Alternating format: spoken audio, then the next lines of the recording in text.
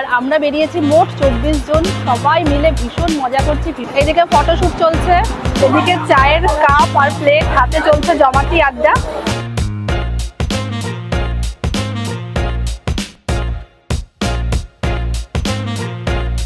তাজপুরে আমার সব থেকে পছন্দের জায়গা ইনস্যাক্ট গাছের ছায়া, এই জায়গা থেকে আমরা সবাই দাঁড়িয়ে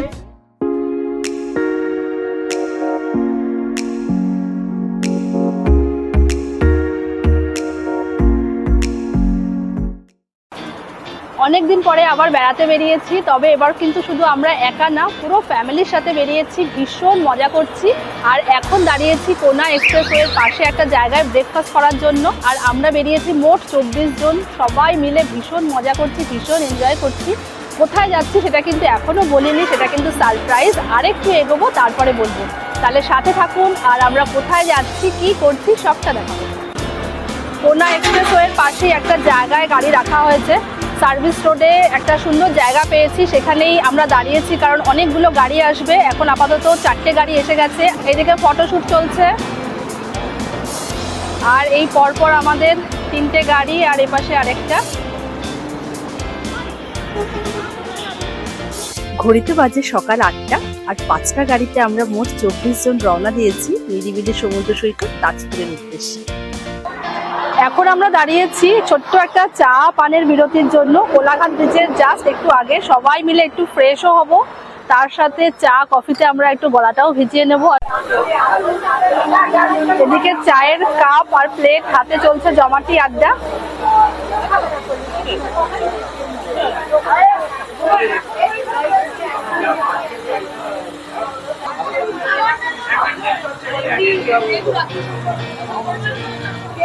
এই এক চুমুকে কিন্তু অনেকটা ফ্রেশনেস চলে আসে, আর বেড়ানোর মজাটা যেন আরো কয়েক গুণে বেড়ে যায়।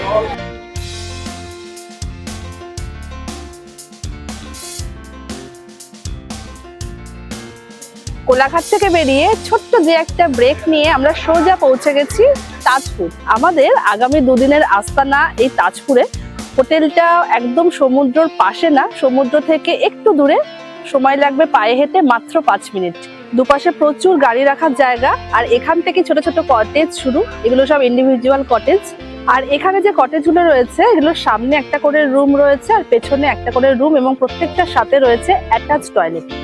দুপাশে রয়েছে ঘর, আর এই সামনেই রয়েছে বিশাল সুইমিং পুল। রুমে ঢুকে কোনো রকমের ব্যাগপত্র রেখে ছুটে সবাই মিলে চলে এসেছি সুইমিং পুলে, একসাথে সবাই মিলে মজা করবো বলে। আজ থেকে আসি, এই মজায় কেউ কিন্তু বাদ করেনি।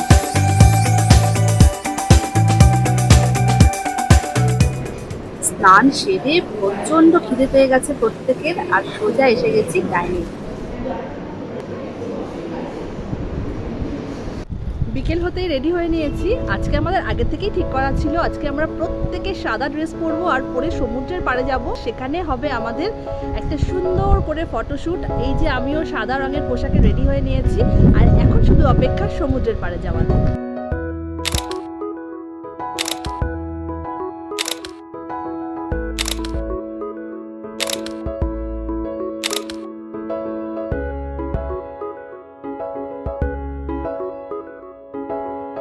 তাজপুরে আমার সব থেকে পছন্দের জায়গা ইনস্যাক্ট। সকালে বা সন্ধ্যায় গরম চা বা কফি আর পছন্দের মানুষ, ব্যাস আর কিচ্ছু চাই না।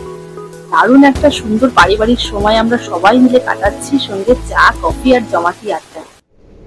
আজই আমাদের ফেরার পালা, তাই ভাবলাম ফেরার আগে রুমগুলো কেমন এই রিসর্টের, আপনাদের পছন্দ হবে নাকি সেটা একটু আপনাদেরকে দেখিয়ে দিই। দেখুন আপনাদের কেমন লাগে। এখানে 2 ধরনের রুম আছে, একটা হচ্ছে কটেজ, সেগুলো নিচে গ্রাউন্ড ফ্লোরে রয়েছে, আর কিছু রয়েছে টপ ফ্লোরে। এখন আমি টপ ফ্লোরের রুমগুলোই আপনাদেরকে দেখাচ্ছি। পরিষ্কার পরিচ্ছন্ন ঘর, ফ্লোরে টাইলস পাতা, সঙ্গে ওয়ার্ড্রপ রয়েছে, ডাবল বেড, সঙ্গে একটা বাচ্চাও থাকতে পারে, এসি রয়েছে, আর সামনে রয়েছে বারান্দা। এই বারান্দা থেকে কিন্তু সমুদ্র দেখা যায় না, সমুদ্র অনেকটা দূরে ঝাউবন, সেখান থেকে বেরিয়েই আপনাদেরকে সমুদ্র যেতে হবে।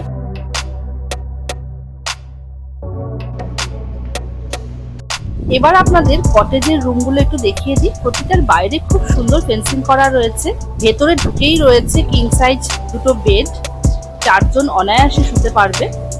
এই পাশে দেওয়ালে রয়েছে টিভি, বাথরুমটাও বেশ বড়, কমোড রয়েছে, উপরে রয়েছে গিজার, মিরার আছে এবং বেসিনও রয়েছে। আমরা যে সময় গেছিলাম দুটো আম গাছে প্রচুর আম হয়েছিল, এই আমের চাটনিও আমরা খেয়েছি এবং ওনারা প্রচুর পরিমাণে আম আমাদের পেরে দিয়েছিলেন বাড়িতে আসার জন্য। সব থেকে সুবিধা এখানে গাড়ি রাখার প্রচুর জায়গা, বাইরে বাচ্চাদের খেলার জন্য দোলনাও রয়েছে, অনেক জায়গা ভেতরে মানে সময় কাটানোর জন্য। অনেক গল্পই বলেছি, কিন্তু একটা গুরুত্বপূর্ণ তথ্য আপনাদেরকে দেওয়া হয়নি, সেটা হচ্ছে এখানে থাকতে গেলে থাকার খরচ এবং খাওয়ার খরচ কিরকম। আপনারা পার ডে পার হেড চুক্তিতেও নিতে পারেন, সেক্ষেত্রে থাকা খাওয়া নিয়ে আপনাদেরকে মোটামুটি 1800 থেকে 2000 টাকা খরচ করতে হবে। এবং কি মেনু সেটা একটু কথা বলে জেনে নেবেন। এছাড়া আপনারা শুধু রুমও নিতে পারেন, সেক্ষেত্রে রুমের খরচ মোটামুটি 1500 থেকে 2000, সিজন অনুযায়ী কিন্তু এই খরচ ওঠানামা করে।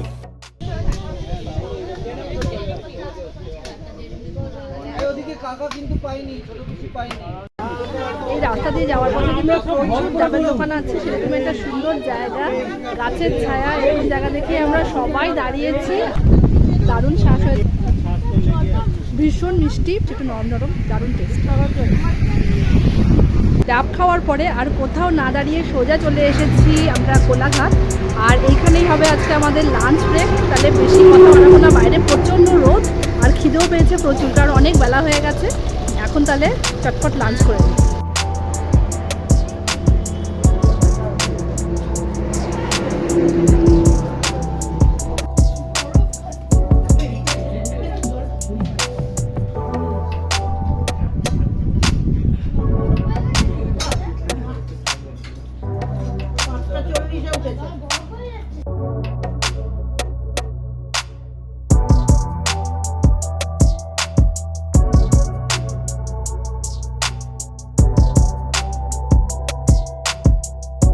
এই দুদিন প্রচুর আনন্দ মজা করে এবার কিন্তু বাড়ি ফেরার পালা। প্রত্যেকেরই একটু একটু মন খারাপ হচ্ছে, তবে মন খারাপ করলে চলবে না, আবার প্ল্যান প্রোগ্রাম করে বেরিয়ে পড়তে হবে নতুন কোনো জায়গার জন্য।